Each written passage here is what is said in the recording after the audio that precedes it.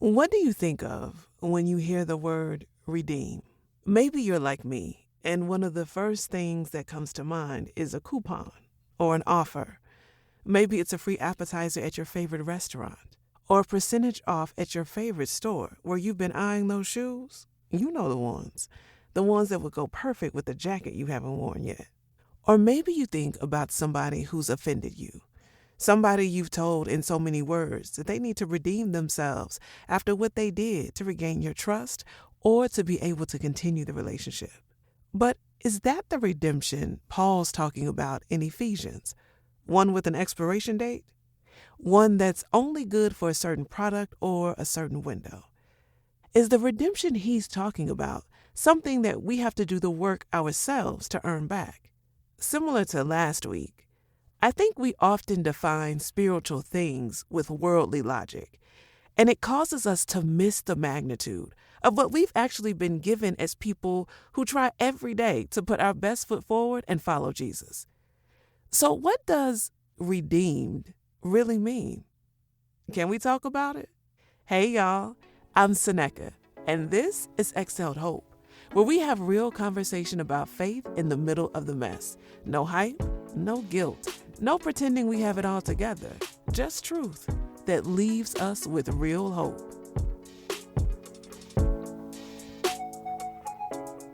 I can remember a few times as a child that I may not have done what my mother asked me. I know I'm not the only one.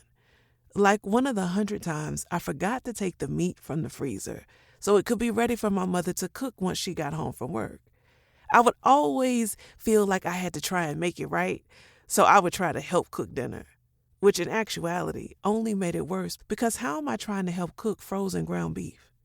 There was no real way to redeem myself other than not doing it the next time I was asked.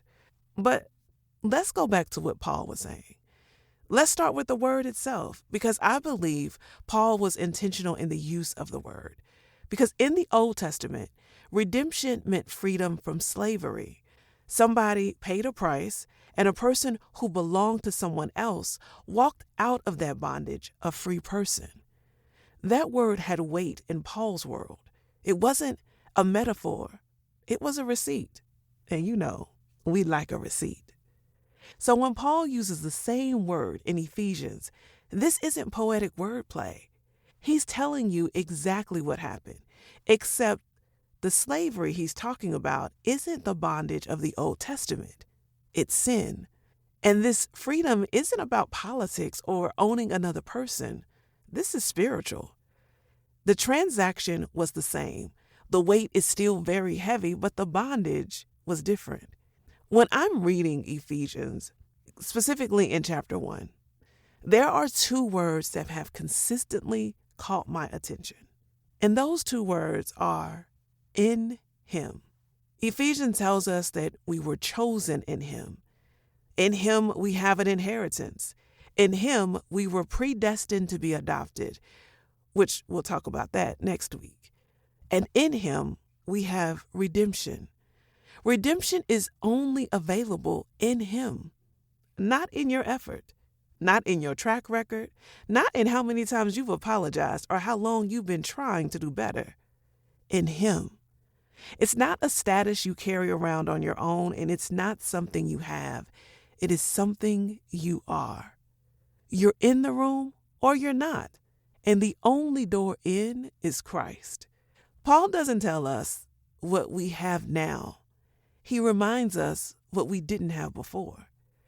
In Ephesians 2:12, he says that without Christ, we were excluded, foreigners to the promise, without hope, without God in the world. Sit with that phrase for just a second. Without hope. Not low on hope, not struggling to find hope. Without it. That was the actual condition. No relationship, no belonging, no access. You had nothing to hold on to. But that's not who you are anymore. Redemption didn't just clean you up. It brought you into the family. Unity with Christ is one of the benefits of being redeemed, not a separate blessing you have to go looking for. You went from excluded to included, from foreigner to family, from without hope to holding the only hope that actually holds, huh? And Paul gives us the answer key with the breakdown of the cost to open that door. His blood. There is no discount or coupon that expires at the end of the month. The ultimate price paid once, and it doesn't run out, and it doesn't need renewing. Can we pause here right quick and can we talk about forgiveness? Because forgiveness isn't just God wiping your slate clean and leaving you standing there by yourself with a clean slate. Forgiveness is the restoration of your relationship with Him. It's not a pardon that keeps you at a distance. It's a reconciliation that brings you back into the room. And you cannot earn your way into that, not with good behavior or even church attendance. It was never on the table as something to earn, which then brings us to grace. All of this, the redemption, the forgiveness, the relationship restored, none of it exists because we did something to deserve it. It exists because of the riches of God's grace lavished on us, not rationed, not metered out based on how well we doing this week. No, the word says it's lavished. And here's the thing about His grace. It's inexhaustible. You cannot use it up. You can't get on His last nerve. Trust me, I've tried. It was never about you or I doing anything. It was always about what it cost Him.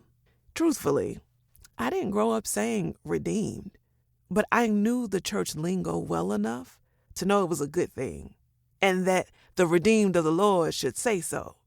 And that's probably a good bit of us. We know the words and we could pass any church vocabulary test. But does your life pass the vibe test?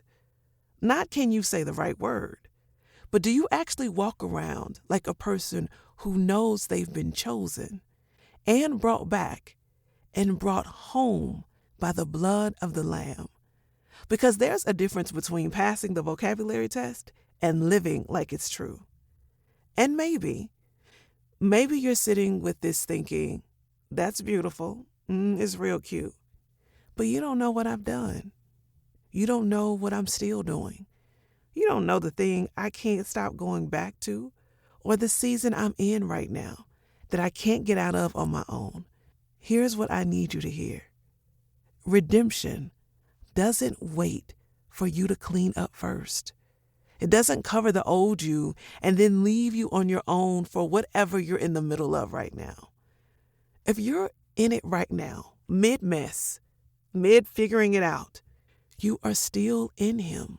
The door didn't close because the process is still messy. And if it makes you feel any better, we all have areas in our lives that we don't want people to know about. But here's the hope. You were never asked to earn your way back into the room. The price was already paid in full by somebody who never ran out of grace to give. You don't have to perform your way into being loved. You just have to walk through the door that's already open. So here's what I'd like you to do this week. Notice the moments you're trying to redeem yourself with somebody, trying to earn your way back into good standing. Maybe it looks like, over-explaining or over-performing to prove you deserve to be forgiven, even with God. And ask yourself if that's actually how it works, or if you've been running on the coupon version of grace this whole time instead of the real thing. All right, y'all, that's episode 3 of season 3. And if you know somebody who's been trying to earn their way back into a relationship with God or with somebody else, send this to them. As always, thank you all for being here. I love y'all so much, for real. And I'll check y'all out at the next one. Y'all be good. Deuces.